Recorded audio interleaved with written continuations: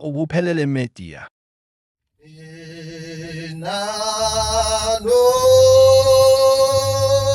keniphume kuPhakamende.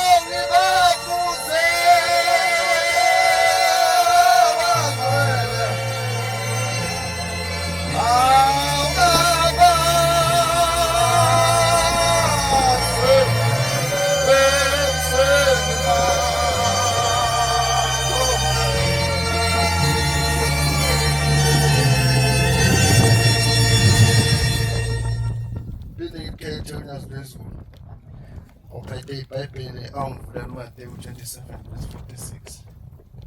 Ophethe ihlabelelo angivulele emthandazweni weSabatha ivesi ka-11. Sisesabatheni engcwele makhona. Silapha eqinisweni ushilo bakumshumela uhlala phansi wathi sizogcwalisa ithikithi. Ngicela ophethe umpopho ngapha sondele ngapha bafowethu umpopho.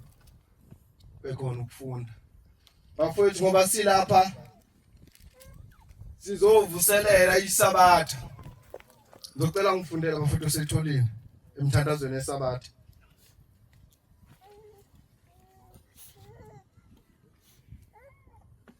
Khumbula ukuthi namhla wenze isivumelwano noJehova uNkulunkulu wakho. Ithi incwadi khumbula ukuthi namhlanje sivumelana noJehova uNkulunkulu wakho. Sokuthi uyahlala endlini kaJehova kuze kube sekupheni kwezinsuku zakho.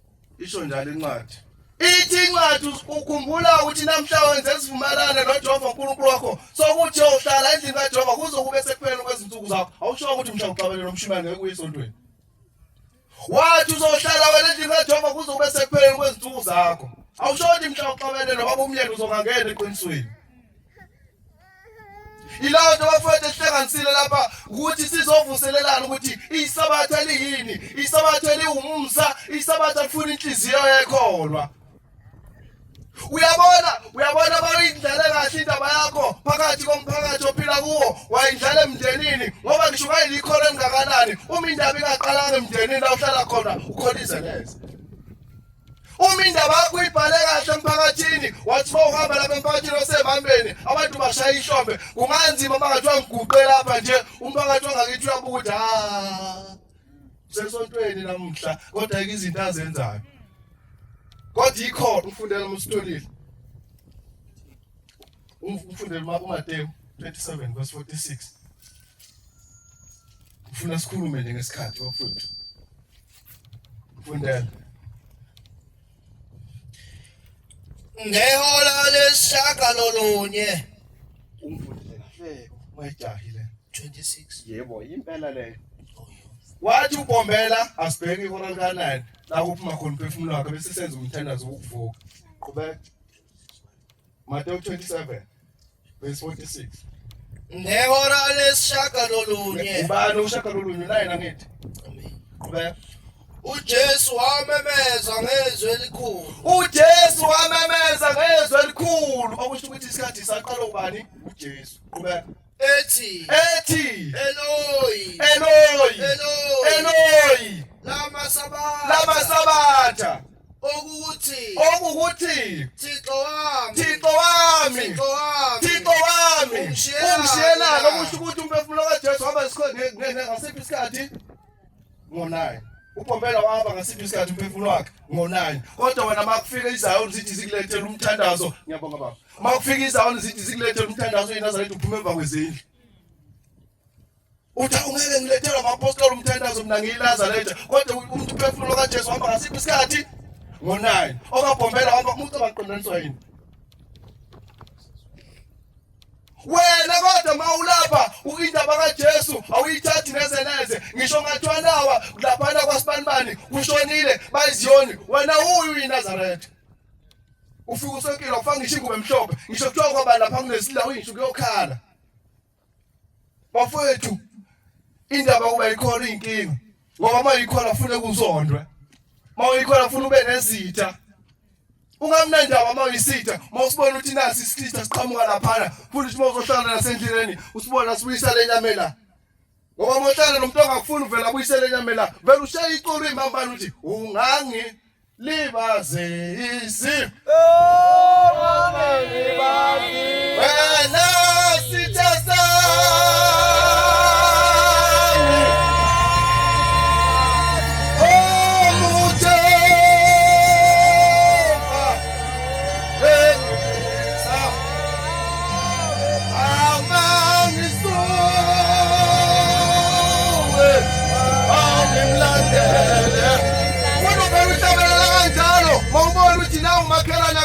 nawe uhlabelela lawo ngoma. Ingoma uba ikholo leyo ke. Awukwazi makuthiwa uyikholo unenhliziyo yokuzonda. Kukhona ikhona abantu abangenangqondo lapha mfoka amanqele. Uzothi umfoka amanqele ngoba amanqele usekhona ubaba wakho. Kukhona abantu abanenhliziyo ukuthi uma umanqele ufoka amanqele ngixabene nananga umfethu ngapha nami sefuna ngithenge lo uphathi. Ngizonda umanqele. Engazange enze lutho. Ngenxa ukuthi uxabene nje nananga umfethu. Inkinga esinayo bafowethu inhliziyo okhola sinawo simbathisile nje. Ufuna uhlabelela ngoma leyo uthi umyeke nenhliziyo yakhe ngoba phela inzondo izohlalisa yena. Umbingelele futhi endleleni uhlangana nabantu ongafuni. Ngoba ushebe wayebhalile wathi lihloma lingethwesi.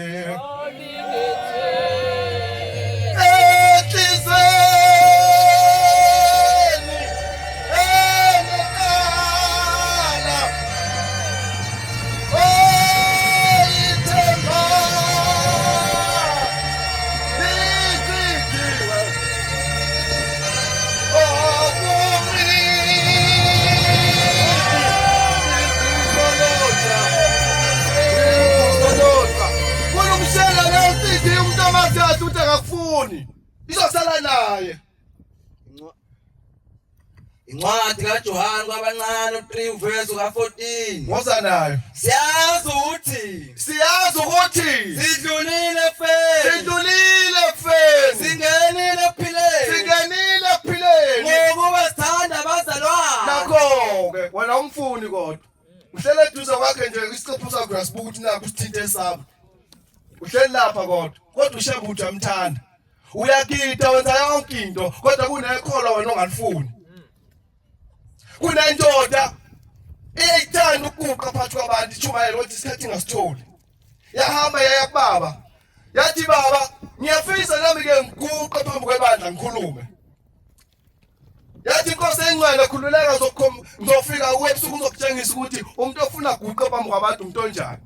La ngiyacelela lo nhlahla. Uthi ngingaguqi phambi kwabantu kanti lento engizoyisho la ngiyona. Uthi wayesefika uShembe. Uthi lento edilele, uthi mayibuka umfula omkhulu lo mfula lona. uthi kulo mfula lona ushambe umngedla uthi usafika ithathe wayisa kulo mfula ushambe uthi waseqhamuka ufisho omkhulu uthi bese qhamuka lezinto lezi ezimnyama ezincane uthi bese ingena lapha emlonyeni walelo khuza khona into ekuthiwa ushopshop thina esake saluza siyakwazi ke bafethu noshopshop uthi bese ngena emlonyeni walofishi lona uthi umfishi unamazinyo acijile mkhulu uthi bese ungena emlonyeni walofishi bese ingena lezi zinto zihamba ziyisiqubu lezi zinto uthi bese ingena emlonyeni walofishi lo uthi lo fishi wasuphenduka wasuyikhafulela ezantsi uthi akuphumanga ngisho uthi esebuza ushambe wathi ibona lezi zinto uthi zingene zonke wathi yebo ngiyabona uthi wathi ubona lo fishi uthi namazinyo acije kanjani wathi yebo baba ngiyabona wathi ngesikhathi bephuma labo lo shopshop ezathi khona ukubona uphuma negazi wathi baba cha umuntu ofuna ukusuka phambi kwabantu umuntu ukuthi kufika umuntu la ethempelini elimele ethi makwe kwaphakama yena bese umuntu ephuma ephila ungaphakami lapha uthi bakuphuma umuntu ethi umuntu bye iphinde ngibuye lapha esontweni ngoba kunenkinga abafethu bazoguqa lapha nje kunabantu angeke bephinde bebuye lapha esontweni nami ngenza kanje ngoba kuguqa lapha akekho umuntu ozophinda kuye ngesabathe zayo inkinga enkulu esibhekene nayo sithanda ukusukuma sikhuluma ngoshembe kodwa manje basithi siyabuka abantu bayancipha ngegama lethu inkinga abafethu esibhekene nayo leyo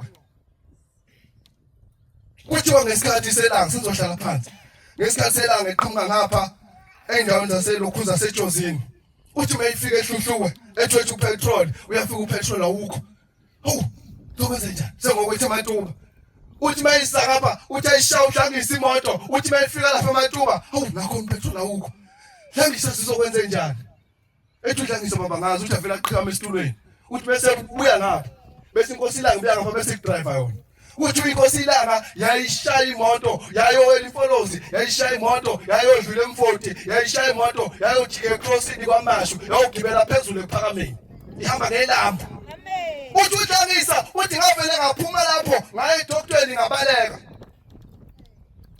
uthi mayesebuye ekseni uthi inkosi ilanga ngibizelela uhlangisa uthi bese yakho uhlangisa efika amadoda akelile lamnyama uthi dlangisa tshela abantu ukuthi siqhamuka ngaphi izolo kwenzakaleni uthi achaza udaba bese yabuza inkosi la ithi dlangisa nizombona ngani ushembe ukuthi uNkulunkulu inkosi ehla ezulwini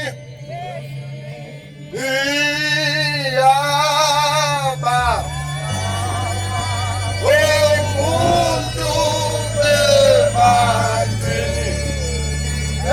ebantwini yenzela kathina bonindi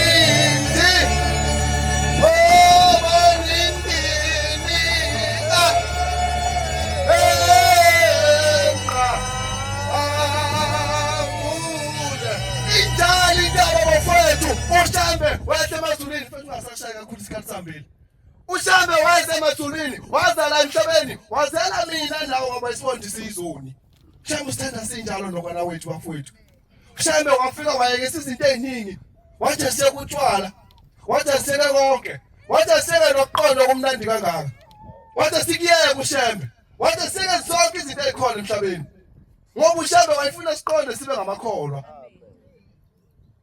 uma uyikholwa bafowethu awubheka izinto eziningi awumfunde lapha ethi uMateyu sengihlala phansi uMateyu 7:7 sengiyahlala bafowethu ushambe bafowethu uma uyikholwa akafuni izinto eziningi ufuna ubhekane naye uma uyikholwa lisahamba hamba lisashaya uvume uyikholwa senza zonke izinto ezikhona uyikholwa funda bafowethu sengihlala phansi Celani ithi inkosi celani ngizophiwa konqabekile uyahamba neshumi na uguqa lapha ya Funane fumana usanda usithembisile wathi fumana uzawufumana kuye ngomothane uvulela hlala phansi futhi yabo uthi ushabe yonke iminyaka evalekile uma wangqongqoza ngegama lakhe awukumnyango ngekuzuvuleke afethu ukhola qala ekhaya noma ungenza yonke ungahambisa yonke iminikelo kuthiwa kufuneka iminikelo ebuhleni kodwa uma ekhaya ungenzi kahle ukukholwa kwakho kufile ngoba ukukholwa bafethu noma kuthiwa sikuthatha kangakanani ukukholwa bafethu kuqala ekhaya qala ulungise uJuly nje kunabantu abaningi abahlangana noShilwa Mshumelo wathi kunabantu abaningi abajawuke emhleni kodwa ekhaya amabiba amntanga shanelile uyikole lisundu lishalela lapha ya ilonto bafowethu maningi amazwi inkosi ayibusise amen Amen.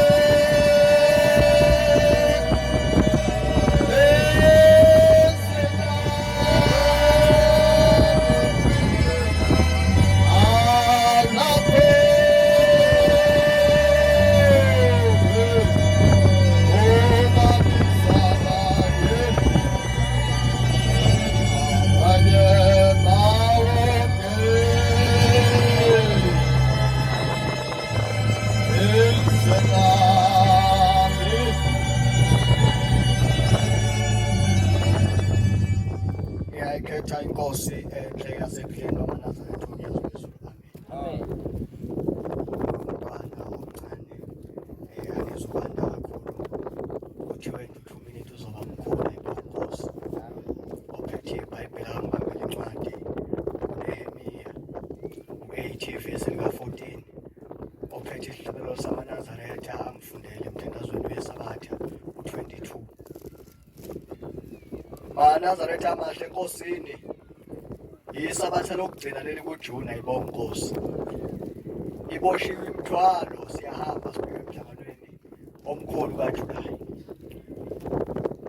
angizokwanda ke ngapha ngabazali ngizokwanda kakhulu ngapha emva kwami ngale ngaphesheya bengakuhle odadewethu nabafowethu ukuthi njengoba sijabula nje ukuthi siyahamba siye emhlanganweni abazali bazosinika imali sazi ukuthi siyokwenzani phakathi kwaloya muzi ngoba ngiyakhumbula ngelinye ilanga ithi inkosi yamaNazaretha phakathi kwaloya muzi khona izinto ezimbili kukhona isibusiso khona isiqalekiso kukuweka ukuthi ulandeni ophethe incwadi akayifunde mayeseyitholile lalela izwi likaJehova ulela izwi likaJehova ulalela ulele ungalaleli nje ungeni linali isabatha likaJehova kuthiwa lalelani izwi likaJehova boza kwethu njengoba khanjwa kiwa lapha ya phakathi kwaloya muzi kuyathandazwa phakathi kwaloya muzi kuyasetshenzwa phakathi kwaloya muzi kuyagidwa ngiyaye ngimangaleka umuntu athi uze emhlanganweni kushawa umthandazo ka6 abantu baphele emthandazweni uyehlwe inyuka nje akazazi wenzani umthandazo ka9 uyehlwe inyuka nje akazazi wenzani uphumeka ingadi wathi uyaphi funda Bafumana kubhaliwe emthethweni Jehova yala ngawo Mose. Bafumana kubhaliwe emthethweni uJehova yala ngawo Mose ukuba abantwana bakaIsrayeli bahlale emadokodweni ngesikhathi somhlangano wenyanga yesikhombisa. inyanga yesikhombisa kuJulayi bonkosi iningi ba ngane zakwethu uma siqala siye emhlanganweni asazi ukuthi sokwenzani ungafiki lapha ya wenza into engenziwa phakathi kwaloya Mose Ngoba into okumele uyazi nje iyodwa. Mawusuwonile umuntu uzofuneka umshumayeli nomkhokheli.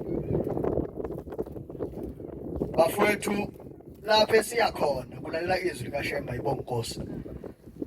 Futhi lapho esiya khona kukhona emfuleni. Ningangishayi ke ngoba sengiyazi ukuthi mase ngithi akukhona emfuleni niyazi ukuthi ngifuna ukuthini. Amen. Lapho esiya khona siya kubo kaShembe. Siyolalela izwi likaShembe. Makuthiwa umgido abantu bonke. Uhlaleleni phonga emgidini unayo imvunulo. Ubuyaphi? Uphumekile ukuthi ubhekephi? Kodwa ke angezukuba mningi. Uthi uShembe umuntu usukazi ukuthi ulandeni ngoba khona kubila okuningi. Isibusiso nesiqalekiso. Futhi incwadi ihlale phansi. Jehova 1 verse 22. Kepha anibabenzayo izwi. Ningababenzayo ngezindlebe nje nisikhohlisa. Ngokuba uma umuntu elizwa izwi ngendlebe nje engenzi ngalo uyafana umuntu ozibuka esibukweni asikhohlise. Uyazibuka suka kodwa masinyane ukuba umuntu onjani. Inkosi ubusise. Shumayelo wenkosi isikhathi osinikeze sona baba sesenele inkosi ayibusise Israel. Ubuphelele Media.